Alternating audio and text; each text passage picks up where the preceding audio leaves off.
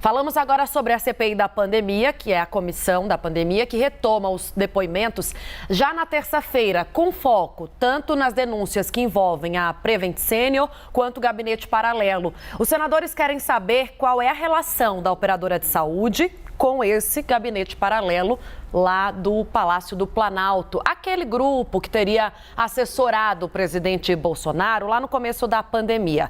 Chico Prado está ao vivo com a gente, tem mais informações, vai saber explicar também melhor, porque acompanha todos os dias a CPI, esse elo que a CPI tenta, de fato, firmar entre o gabinete paralelo e a Prevent Senior. Tem mais depoimentos que podem aproximar as duas pontas, não é, Chico?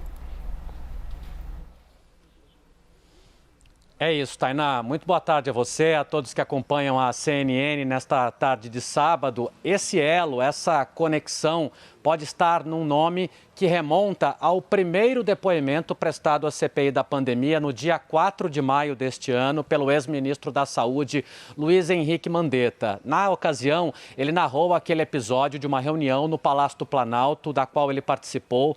Participaram também Antônio Barra Torres, presidente da Anvisa, e a médica Nise Yamaguchi, muito próxima do Palácio do Planalto, defensora do tratamento precoce, chegou inclusive a ter o nome cotado para ser ministra da Saúde. O que disse Mandetta naquela ocasião? Que nesta reunião foi apresentada ali uma minuta de decreto presidencial que sugeria, uma sugestão de Nise Yamaguchi, que a bula da cloroquina fosse alterada para ser utilizada, passar a ser utilizada no tratamento contra a Covid-19, o que não prosperou. Antônio Barra Torres, alguns dias depois, no dia 11 de maio, também a CPI confirmou essa história, chegou a dizer, inclusive, que teve uma reação deseducada quando Nise Yamaguchi fez essa sugestão, dizendo que não cabia a ela, muito menos à Anvisa, fazer esse tipo de sugestão naquele momento, até porque havia muitas dúvidas a respeito da eficiência desses medicamentos no tratamento contra a Covid-19,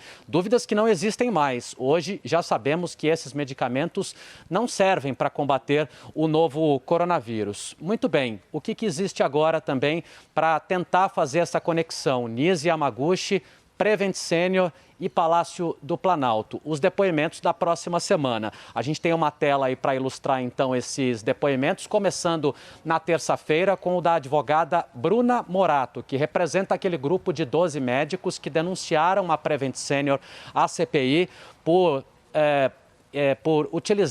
disseminar o kit Covid de maneira compulsória aos pacientes do plano de saúde, sem consultá-los, sem consultar seus parentes. Ela se ofereceu para falar à CPI da pandemia, disse inclusive que no dia do depoimento de Pedro Batista Júnior, o diretor executivo da Prevent Senior, 4 médicos do plano de saúde foram demitidos, entre eles um que integra esse grupo dos 12 que denunciaram a empresa à CPI da pandemia. O presidente da comissão, Omar Aziz, sugeriu inclusive que ela vá à CPI acompanhada de pelo menos um desses médicos para dar cara a esse dossiê que foi apresentado à CPI. Na quarta-feira, outro depoimento muito importante que pode ser bastante revelador, o do empresário bolsonarista Luciano Hang, muito próximo do Palácio do Planalto.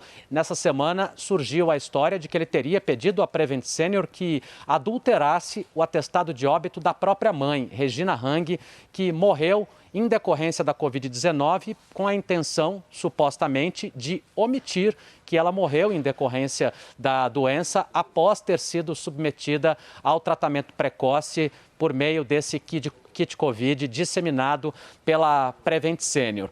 Na quinta-feira, Tainá, ainda existe uma dúvida sobre quem vai prestar depoimento. Temos a convocação aprovada do secretário de Saúde do Estado de São Paulo, Jean Gorenstein. Eu conversei com o senador Randolfo Rodrigues, que é o vice-presidente da CPI.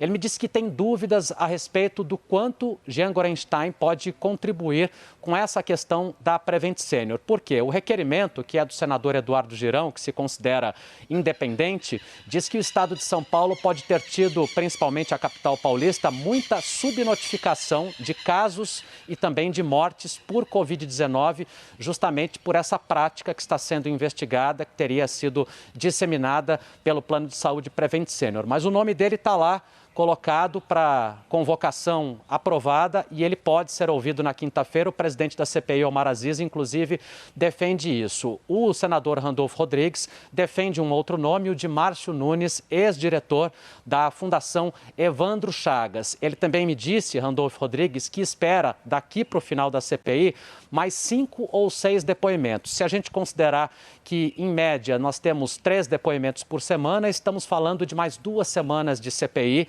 até a apresentação, portanto, do relatório final pelo senador Renan Calheiros, que disse estar pronto para fazer isso no dia seguinte ao último depoimento. A respeito de Jean Gorenstein, ele conversou ontem com você, inclusive, não é, Tainá, no 360, falando a respeito dessa convocação. A gente separou um trechinho dessa entrevista em que ele diz que está à disposição da CPI, que considera, inclusive, um dever cívico prestar o seu depoimento para contribuir com a comissão. Vamos acompanhar. A CPI do Covid-19 é uma reunião extremamente importante que elucida pontos bastante significativos da pandemia e de suas ações. Então, eu vejo isso como um dever cívico, como gestor público, de colaborar com esclarecimentos que possam realmente trazer maiores e mais informações a respeito até de outras condições e segmentos que têm sido travados por São Paulo para enfrentamento da pandemia. O secretário estadual de Saúde de São Paulo também falou sobre as investigações da Prevent Senior. Jean Gorenstein disse que a Secretaria de Saúde vai apurar ainda essas denúncias. Vamos ver. Se nós identificarmos qualquer ilícito que for identificado, ele será não apenas lançado para o próprio Ministério Público, mas também para a Secretaria de Justiça e Cidadania do Governo do Estado de São Paulo, uma vez que se tratará de um evento crime, não apenas de esfera criminal, mas também de órgãos gestores da própria saúde, como Conselho Regional de Medicina, Conselho Federal de Medicina. Então, isso é uma obrigação que a Secretaria de Estado da Saúde faz para que nós possamos, de forma muito mais rápida, obter essas informações e trazer isso a público.